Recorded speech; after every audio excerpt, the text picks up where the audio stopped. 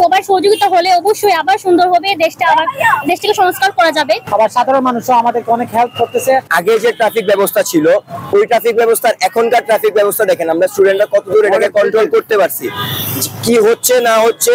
Helmet ছাড়া যারা আগে ছিল পুলিশে ধরতো, 500 টাকা খাইতো, ছেড়ে দিত, কিন্তু এখন প্রত্যেককে আমরা হেলমেট পরাইতেছি, সিট বেল্ট লাগাইতে বলতেছি এবং সবকিছু নিজের কন্ট্রোলে রাখতেছি। আর আগেরকার সময়ে একটা জাম লাগলে আধা ঘন্টা 1 ঘন্টার আগে জামটা শেষ হইতো না। এখন আপনারা চারপাশ দেখলে বুঝতে পারবেন এখনকার অবস্থা কি, বা আমাদের স্টুডেন্টদের হাতে আসার পর থেকে কেমন হয়েছে দেশটা, বা কি হচ্ছে, বা ট্রাফিক ব্যবস্থা এখন কেমন আছে। আগে পুলিশ থাকলে যে অ্যাম্বুলেন্স জানার মধ্যে থাকলেই তারা দিত না, কিন্তু আমরা যতটুকু পারছি যে অ্যাম্বুলেন্সে আগে যাওয়ার চেষ্টা করছি, এটা আমার কাছে সবথেকে বড় পরিবর্তন হচ্ছে। প্রথমত সবার সাথে সবাইকে কনভিন্স করার বিষয়টা থাকতে হবে, সুন্দরভাবে বুঝিয়ে বলতে হবে, তাহলে অবশ্যই দেখছি আমি বুঝে। আর এটা যেভাবে চলতেছে এভাবে যদি করা যায় তাহলে অবশ্যই সুন্দরভাবে চলবে এবং সাধারণ মানুষ যারা তাদেরকে আমাদের সহযোগিতা করতে হবে, সবাইকে সহযোগিতা লাগবে, শুধু ছাত্রছাত্রীরা এ হলে অনেক কষ্ট হয়ে যাবে। সবার সহযোগিতা হলে অবশ্যই আবার সুন্দর হবে, দেশটাকে সংস্কার করা যাবে, সুন্দর একটা শৃঙ্খলা বজায় রাখা যাবে, সব সুন্দরভাবে চলবে। আমরা সবসময় একটা কথা বলতে চাই, আগে আমরা ছিলাম পরাধীনের মধ্যে, আর এখন আমরা সোনার বাংলা।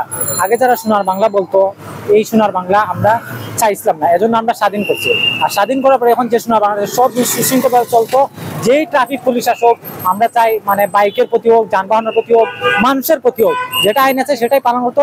যেভাবে ট্রাফিক পুলিশ দায়িত্ব পালন করবে, আইন প্রয়োগ করবে, ঠিক তেমনিভাবে যাতে সাধারণ জনতাও, সাধারণ মানুষও ঠিক তেমনি দায়িত্ব পালন করে এবং তাদের আইনও মেনে চলে। অন্যায় হলে নিজেকে যাতে বিচার করতে পারে অন্যায়, আবার যদি ট্রাফিক পুলিশ বা যে কোনো কেউ যদি অন্যায় করে সেটারও যাতে প্রতিবাদ করে। এই যুব সমাজ, এই ছাত্র সমাজ সবই বলতেছে এটাই চাচ্ছে, এটাই আমার সোনার বাংলা চাই। আর স্বাধীনভাবে আমরা সব জিনিসেই, মানে সব জিনিস সুন্দরভাবে চলুক, এটাই চাই।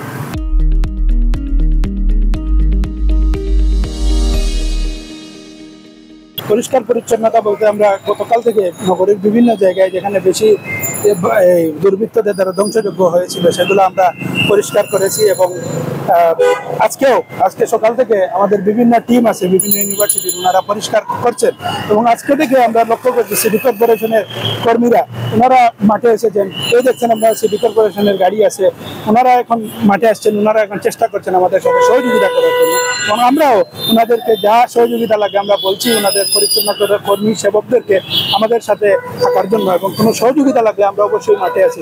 এই মুহূর্তে আমরা ট্রাফিকের দায়িত্বে আছি, আমরা যানবাহনকে নিরাপত্তা দেওয়ার চেষ্টা করছি যাতে বিশৃঙ্খলতা না হয়, যানবাহনের একটা জটলা, মানুষের যাতে দুর্ভোগ না হয় আমরা চেষ্টা করছি। যেহেতু আমরা প্রফেশনাল না, আমরা সাধারণ ছাত্ররা, আমরা চেষ্টা করে যাচ্ছি। আশা করি কয়েকদিনের মধ্যে এই দেশটা স্বাভাবিক হয়ে আসবে, তখন আমরা আমাদের পড়াশোনা শিক্ষা প্রতিষ্ঠানে আমরা চলে যাব।